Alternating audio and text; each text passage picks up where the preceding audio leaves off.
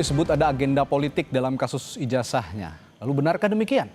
Apa dan siapa yang memiliki agenda politik dalam kasus ijazah Jokowi ini? Kita bahas bersama Wakil Ketua Umum Jokowi Mania Andi Azwan, salah satu penuding ijazah palsu Jokowi Rismon Sianipar, serta Direktur Eksekutif Trias Politika Agung Baskoro. Selamat malam Bapak.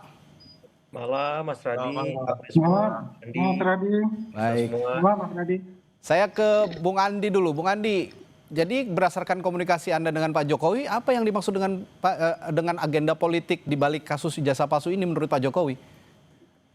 Ya, kalau kita melihat ya, sebetulnya kan ini sejak 2 bulan yang lalu kita sudah mengendus ada agenda-agenda politik di balik kasus dengan ijazah palsu ini gitu loh.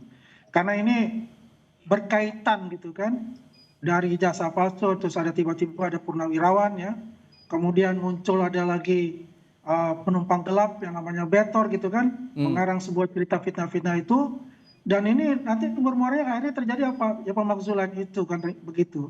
Jadi kita membaca itu, ini bukan murni sebetulnya. Ada agenda-agenda politik di balik itu. Dan itu disadari juga oleh Pak Jokowi. Karena kalau misal tidak agenda seperti itu, ya udahlah. Kita tunggu aja proses pengadilan itu sebetulnya. Kemudian apapun itu, keputusan apapun itu ya tinggal kita ikuti saja sebetulnya. Oke. Karena kan biar bagaimanapun ini sudah cukup lama ya kasus ini. Dan akhirnya yang terjadi adalah jadi bola-bola liar ya yang tidak bisa terkendalikan gitu loh. Akhirnya macam-macam lah yang terjadi kan. Banyak sekali agenda-agenda di luar yang masuklah ke dalam itu sehingga mencoba mencari celah-celah untuk bisa mengganti Mas Gibran sebagai wakil presiden. Oke. Menurut Anda ada relevansinya ke situ berarti ya Bung Andi ya? Ya, pasti itu ada relevansinya ke situ gitu. Oke. Tapi yang konkretnya sepertinya kalau Pak Jokowi sudah bicara seperti itu berarti beliau juga sudah tahu sebenarnya ada agenda politik besar yang dimaksud itu tadi. Tapi kenapa tidak diungkap saja agenda politik seperti apa yang detail begitu? Karena kalau memang tidak diungkap seperti ini takutnya malah jadi jadi kisruh saja begitu akhirnya. Ya sebetulnya masyarakat juga sudah cukup cerdas lah ya. Apa sih yang terjadi di balik kekisruhan ini ya, kegaduhan-kegaduhan ditimbulkan ini. Cukup cerdas lah untuk itu. Tidak perlu untuk diungkapkan siapa dalangnya A, B, atau C sebetulnya. Itu sudah menggambarkan yang nanti saja bagaimana terjadi di proses pengadilan sebetulnya. Itu yang bisa mengungkapkan misalnya kalau misalnya dalam pengadilan itu sudah diputuskan misalnya kami yang katakanlah quote unquote bahwa kami itu menang gitu kan, bahwa ijazah kami ada ijazah Pak Jokowi ada asli. Apakah ada kegaduhan-kegaduhan selanjutnya? Kalau ada kegaduhan-kegaduhan selanjutnya itu tidak teredam, berarti memang agenda itu terkonfirmasi. Oke, saya ke Bung Rismon. Benar Bung Rismon ada arah atau ada relevansinya dengan upaya pemakzulan Wakil Presiden kita Gibran Rakabuming? Ya, kami kan hanya mengeksaminasi hak-hak kami, ya, hak dan kewajiban kami sebagai warga negara. Ya, bahwa kami mematuhi, ya hadir di Polda Metro Jaya atas laporan Pak Joko Widodo, yaitu juga bagian dari kewajiban kami sebagai warga negara. Tetapi samping kewajiban kan kami juga punya hak untuk melaporkan Pak Jokowi. Dan apa yang kami laporkan juga merupakan kontradiksi atau kontroversi yang dibuat sendiri oleh Pak Jokowi begitu loh. Ya, pada tahun 2017 berdialog dengan Pak Kasmujo dan di situ publik menyimpulkan bahwa Pak Kasmujo adalah dosen pembimbing skripsi dari Pak Kasmujo. Ternyata setelah saya datang ke perpustakaan Fakultas Kehutanan UGM bahwa nama Pak Kasmujo tidak ada di skripsi yang diduga atas nama Joko Widodo tersebut. Dan dikoreksi kemudian oleh Pak Jokowi bahwa Pak Kasmujo adalah dosen pembimbing akademiknya. Dan ketika saya temui, jawaban Pak Kasmujo membantah keduanya, bukan sebagai dosen pembimbing skripsi maupun dosen pembimbing akademik. Dan itu terkonfirmasi, jawaban tersebut juga diberikan Pak Kasmujo kepada seorang jurnalis Kompas TV, ya, bernama Bung Dipo.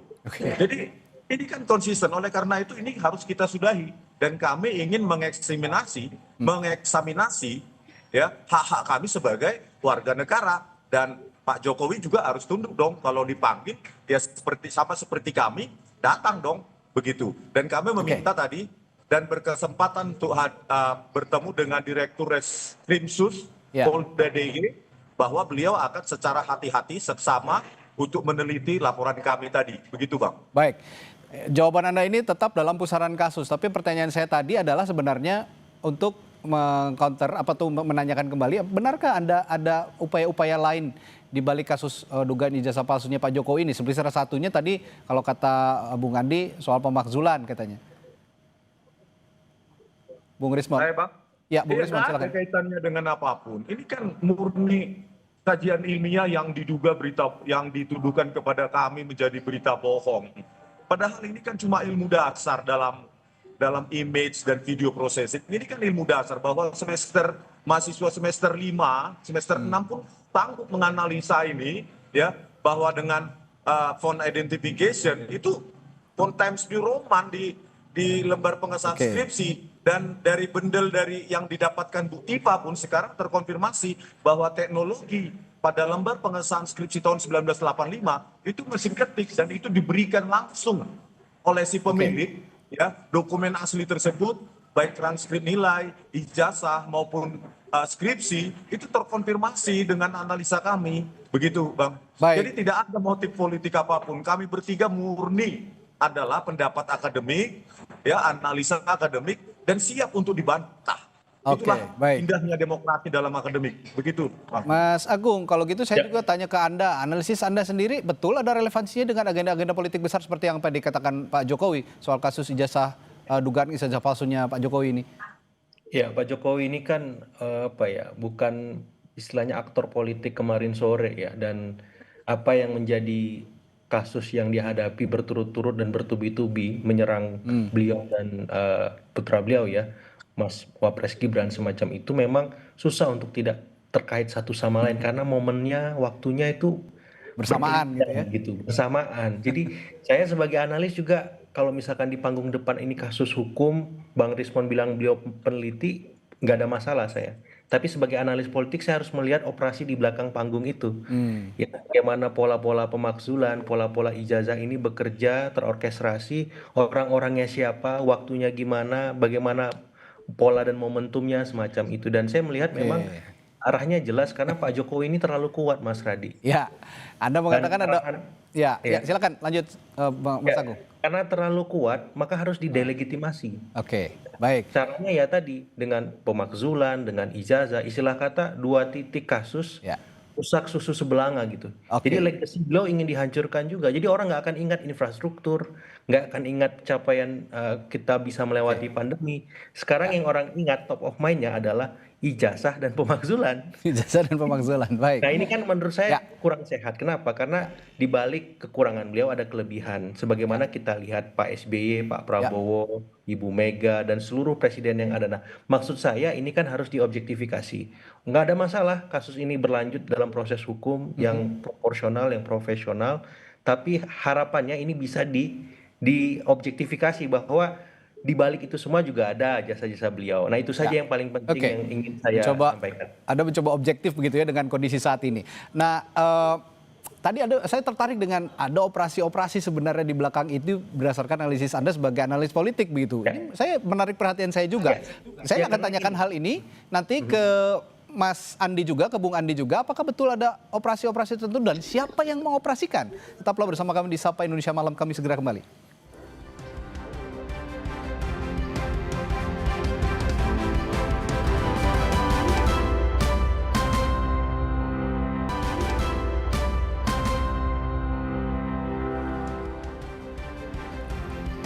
Masih bersama Sapa Indonesia Malam, ada Wakil Ketua Umum Jokowi Mania Andi Azwan, lalu penuding ijazah palsu Jokowi Rismon Sianipar, dan Direktur Eksekutif Trias Politika Agung Baskoro. Saya tadi menindaklanjuti pernyataan Mas Agung yang bilang bahwa berdasarkan analisisnya sepertinya memang tidak bisa dipisahkan ada antara operasi-operasi tertentu, terutama operasi politik yang seperti disinggung Pak Jokowi. Nah kalau gitu saya tanyakan ke Bung Andi juga. Bung Andi, Anda tahu operasi-operasi soal yang Anda katakan tadi memang ada motif politik begitu, Anda tahu ada operasi-operasi tertentu dan siapa yang mengoperasikannya kira-kira Bung Andi? Iya, Bung Radit ya, saya setuju apa yang dikatakan Mas Agung itu. Ibaratnya gini, ada orang buang gas ya, baunya kecium semua tapi orangnya nggak ada gitu, susah ditebak. Seperti itulah analoginya gitu. Yang jelas memang ada hal-hal seperti itu ya. Kenapa? Karena rangkaiannya ini itu berkesinambungan gitu loh. Jadi backdoor-nya ini memang luar biasa untuk itu ya, untuk memanfaatkan situasi-situasi yang ada gitu. Karena itu juga dikatakan juga kan beberapa para apa namanya pengamat politik yang mengatakan yang dengan argumen-argumen mereka gitu kan, ya sebagai contoh misalnya bahwa Mas Gibran itu hanya pelongo-pelongo ya, tidak bisa melakukan kegiatan-kegiatan, dan juga mendesak DPR untuk menjawab surat dari para purnawirawan. Ya itu konteksnya kita bisa lihat. Yang terakhir kan kemarin kita bisa lihat ketika Mas Suryo dan kawan-kawan itu ada hadir pula di situ kan, ada Mayor Jenderal Sunarko di situ kan, ada Oke. Pak Rajasa juga di situ kan, dari perwakilan dari Purnawirawan ABRI, dan juga ada lagi ini, ada Pak Said Didu di situ. Saya juga bingung apa konteksnya dia bergabung di situ gitu, Oke. ya kan? Karena nggak ada korelasinya. Nah ini membuat suatu tanda tanya besar kepada kita semua, dan juga bisa menjadikan suatu apa namanya ya jadi bola-bola liar gitu. Oke. Jadi menganalisa yang jadi bola-bola liar akhirnya yang terjadi, dan itu buat kita itu sudah ada suatu gambaran di dalam itu. Yang itu Oke. kembali lagi, kita ini bukan orang yang selalu akan menuduh tanpa ada Oke. bukti dan maupun Baik. data. Begitu Mas Jadi Raditya. saya juga ingin minta tanggapan juga kalau gitu dari Bung Rismon. Bung Rismon tadi mengatakan tidak ada motif apa-apa. Ini murni soal untuk mengungkapkan soal kebenaran asli atau tidaknya ijazahnya Pak Jokowi. Tapi menurut Bung Andi kemarin ada beberapa rekan Anda juga Bung Rismon. Ada Mas Roy Suryo di sana, ada Pak Said Didu kehadiran dengan Purnawirawan TNI yang sebelumnya mengusulkan pemakzulan Gibran. Bagaimana tanggapan Anda soal ini? Bung Rismon? Ya, Bang. Ya. Iya, aduh, ini narasinya terlalu liar sekali, apalagi untuk saya ya. Ini narasinya Bung Andi ini terlalu liar tanpa ada pembuktian latar belakang saya, bagaimana. Saya menulis buku ratusan Pak Andi ya di Amazon. Jadi saya murni ini dan saya juga akan mempertimbangkan untuk melaporkan Pak Jokowi atas dugaan skripsi palsu. Karena memang tidak mendapatkan jawaban yang puas atas keterangan metode forensik yang dilakukan oleh Bareskrim terkait penggunaan cuma indera perasa, diraba, terus disimpulkan bahwa itu produk dari letterpress. Kami ingin ya itu diuji ulang, khususnya skripsi itu. Narasi-narasi liar itu yang disebutkan Bung Andi ya, itu tidak menghentikan langkah saya supaya sejarah Indonesia ini diluruskan dan ke depan tidak ada lagi capres yang memiliki latar belakang khususnya pendidikan yang abu-abu. Ya, ini untuk generasi masa depan. Bung Rismon, artinya kehadiran Mas Roy Suryo kemarin, lalu kehadirannya Pak Said Didu itu tidak ada kaitannya dengan Anda begitu? Anda ingin mengatakan seperti itu ya, Bung Rismon? Kan mencetuskan ini kan murni sejak awal kan saya tidak ada kaitan dengan siapapun. Jadi ya murni saya analisa sesuai dengan kompetensi saya dan itu siap diperdebatkan, dikatakan saya salah dan kita siap seminar, itu tidak ada kaitannya dengan aktivitas-aktivitas politik. Apapun itu tidak ada. Ini murni ya saya datang ke Jogja ya biaya sendiri. Kemana pun saya biaya sendiri Bung Andi. Jadi ya itu terlalu liar lah khususnya untuk saya. Ya. Boleh saya jawab ya? Sebentar, Bung Andi, saya ke Mas Agung dulu. Nanti saya kasih kesempatan ke Bung Andi. Mas Agung, kalau melihat pernyataan Pak Jokowi yang kemarin itu bahwa ada motif politik, ada agenda politik besar begitu ya, Mas Agung. Sebenarnya Pak Jokowi ini menargetkan siapa? Saya yakin juga ini sebenarnya Pak Jokowi pengen mengarahkan kepada aktor-aktor politik misalnya yang dianggap oleh dirinya ini membuat agenda besar yang ingin mendiskreditkan pribadinya Pak Jokowi. Kira-kira siapa yang disasar sebenarnya oleh Pak Jokowi? Iya, saya bacain data indikator politik Indonesia, Mas, ya, surveinya yang dilakukan 27 Mei, 17 sampai 20 Mei 2025. Di situ memang cross tabulasi mengungkapkan ketika dibahas soal isu ijazah ini memang yang percaya ya paling besar itu kelompok capres Anies Baswedan dan Caimin ya, itu nomor 1. Itu jumlahnya lumayan besar 40,2%. Kemudian yang tertinggi kedua Ganjar Pranowo dan Pak Mahfud ya 20,4%. Yang ketiga baru Pak Prabowo Mas Gibran 15,2%. Jadi dari 3 capres ini yang kemarin maju, ternyata yang terpapar dan percaya dengan isu ya dugaan ijazah palsu Pak Jokowi ini ada di kelompok Anies dan Ganjar semacam itu. Rentangnya cukup jauh dengan rentang dari kelompok pendukung Pak Prabowo. Ada nggak kelompok Pak Prabowo yang percaya? Ada, tapi sangat rendah Oke. dibanding kelompok pendukung Anies dan kelompok pendukung Ganjar. Itu yang saya maksud ketika memang ada residu-residu dua periode kepemimpinan Pak Jokowi yang melukai sebagian kalangan, kemudian ada ekses dari Pilpres 2024 dan itu terafirmasi oleh temuan indikator politik lewat telesurveinya. Jadi datanya itu secara kuantitatif. Ya, Dijawab dengan data oleh Mas Agung nih ya. ya, karena Oke. jangan sampai ini jadi debat kusir yang Debat nggak ada kusir, bobot. oke. Jadi Ya, sepakat. basis saya bicara ketika ada ekses dan residu itu basisnya adalah telesurvei indikator secara nasional dengan margin of error 2,8%. Jadi Oke. kalau saya Mas Burhan melakukan itu. Nah, secara kualitatif ya kalau ditanya ini tidak berkelindan, kemudian berdiri masing-masing secara tunggal, saya susah untuk tidak mengatakan ini tidak sesederhana itu.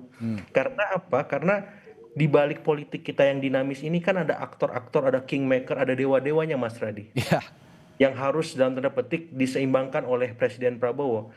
Ada dewa di Cikeas, ada dewa di Teguh Umar, ada dewa di Hambalang, ada dewa di Ciganjur, Cendana, dan seterusnya. Nah, saya kira dewa-dewa inilah yang saya kira sedang bermain dalam tanda petik untuk melihat situasi yang ada sekarang. Nah, dewa di Solo ini harus berupaya menyeimbangkan itu. Ya, saya kira ini permainannya yang sedang dilakukan oleh ya Bang Rismon, Bang Roy Suryo, dan Mbak Tifa. Ini ya bermain saja, tapi ekses dari permainan ini itu sedang dipantau oleh dewa-dewa di tempat-tempat tadi. Oke. Jadi Bang Baik. Rismon memang peneliti murni, Bang Rismon profesional di situ, tapi ekses dari yang dilakukan Bang Rismon itu dinikmati oleh para dewa-dewa tadi di luar seperti itu. Baik, Bung Andi singkat, Anda ada tanggapan soal jawaban dari Bung Rismon tadi? Silakan. Ya, menurut saya begini, Bung Rismon ini baper banget gitu loh. Saya katakan itu yang duduk pada saat itu, mungkin Bung Rismon kan nggak ada di sana. Saya sepakat lah apa yang dikatakan Mas Agung itu, bahwasanya yang Bung Rismon ya sebagai ilmuwan aja gitu, tidak ada campur masalah politik. Tapi yang kemarin duduk bareng itu dan press conference itu memang itu adalah orang politik. Saya katakan quote unquote di situ. Karena yang dibahas itu macam-macam kan, berlebar semuanya gitu. Ya sampai juga masalah juga pemakzulan juga seperti itu. Oke. Ya kan? Jadi intinya sebetulnya adalah saya sepakat dengan Mas Agung itu bahwasanya itu apa yang ini terkonfirmasi lah. Saya kan sudah mengatakan ya itu 3 bulan yang lalu bahwa ada 4 kelompok kekuatan di sini yang ingin mendiskreditkan Pak Jokowi dan keluarganya. Ya satu saya bilang HTI dan FPI. Ya kedua yaitu para menteri yang dipecat pada zaman Jokowi. Ketiga oligarki hitam. Nah yang keempat ini yang tadi digambarkan oleh Mas Agung, yaitu anak abah dan anak banteng itu kan, yang istilahnya yang mereka tidak move on. Nah inilah terkonfirmasi semua. Jadi melihat celah-celah itu akhirnya apa, ingin ya membuat kegaduhan untuk negeri ini sehingga terjadi sesuatu yang mungkin saja mengadu domba antara kita semua gitu. Baik, Bung Andi. Yang penting begini Mas Radit, bahwasanya apa yang dilakukan oleh Pak Prabowo dan juga Mas Gibran ini adalah satu paket untuk membangun negeri ini. Dipilih oleh rakyat Indonesia 58%. Ya, itulah intinya. Bung Rismon, saya beri kesempatan Anda terakhir untuk benar-benar meyakinkan publik bahwa Anda ini terpisah antara kasus hukum dan kasus politik. Apa yang bisa Anda yakinkan pada publik? Singkat saja, Bung Rismon. Ya, Bang. Statement saya bahwa kekayaan perdebatan atau diskursus publik ini khususnya para ilmuwan atau akademisi itu harus kita glorifikasi untuk mengedukasi publik, bukan lewat narasi-narasi liar yang menurut saya ya justru menggeser esensi dari perdebatan atau diskursus untuk menguji keotentikan ya keaslian dari ijazah Pak Jokowi. Saya pikir ini mengedukasi publik bahwa ya Bang, jadi jauh sekali lah kalau baik, itu Bung Rismon. saya diproyeksikan kepada saya. Ya. Begitu. Baik, Bang. Bung Rismon. Dan saya yakin juga, saya punya keyakinan Pak Jokowi tetap akan merespons ini, dan saya dengar nanti akan ada pidato-pidato politik berikutnya, terutama nanti di Kongres PSI ya kalau saya tidak salah, Pak Jokowi akan menyampaikan pidato politik. Saya percaya hal ini akan diungkit kembali pada saat itu dan menarik untuk kita cermati. Terima kasih Bung Andi, Bung Rismon dan juga Mas Agung telah bergabung di Sapa Indonesia Malam hari ini. Sampai jumpa lagi. Selamat malam.